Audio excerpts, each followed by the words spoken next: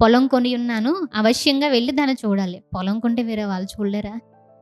చూడలేరు ఎవరు. వేరే వాళ్ళని పంపించొచ్చు కదా! పోనీ కొని ఉన్నాడు అంటున్నారు. అతనిదే కదా పొలం ఎవడు ఆక్రమించుకుంటాడు? తర్వాత ఎళ్ళొచ్చు. తర్వాత 5 జతల ఎడ్లను కొని ఉన్నాను. వాటిని పరీక్షింప వెళ్ళి ఉన్నాను. ముందంతా ఏం చేసావు? ఒకరోజు అయిపోతే రెండో రోజు ఎళ్ళొచ్చు కదా! ఉందా లేదా దానికి? ఉంది. తర్వాత పెళ్లి చేసుకున్నాను. అవసరమైతే అబ్రహాం గారిలాగా పెళ్లి చేసుకున్నానని ఆగిపోయారా ఆయన? శారాని తీసుకొని మరీ ఎళ్ళాడు. కాబట్టి పెళ్లి చేసుకుంటే ఏం చేయొచ్చు? తీసుకొని గూడా వెళ్ళొచ్చు. కానీ తెలుసా?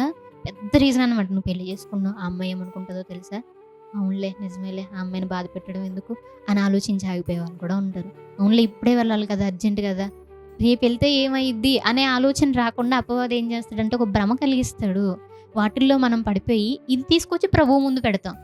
అందుకు ప్రభువు చెప్తున్నటువంటి మాట ఏంటయ్యా అంటే, ఎవరు కూడా అందరూను కూడా తమ సొంత కార్యములనే చూసుకుంటున్నారు కానీ, దేవుని కార్యాలను చూడట్లేదు. మనం దేవుని కార్యాలని మనం చూడగలగాలి. దేవుని కార్యాలను మనం చూసామనుకోండి, ఏవైతే మనం రీజన్స్ అనుకుంటామో అయన్నీ ఆగిపోతాయి.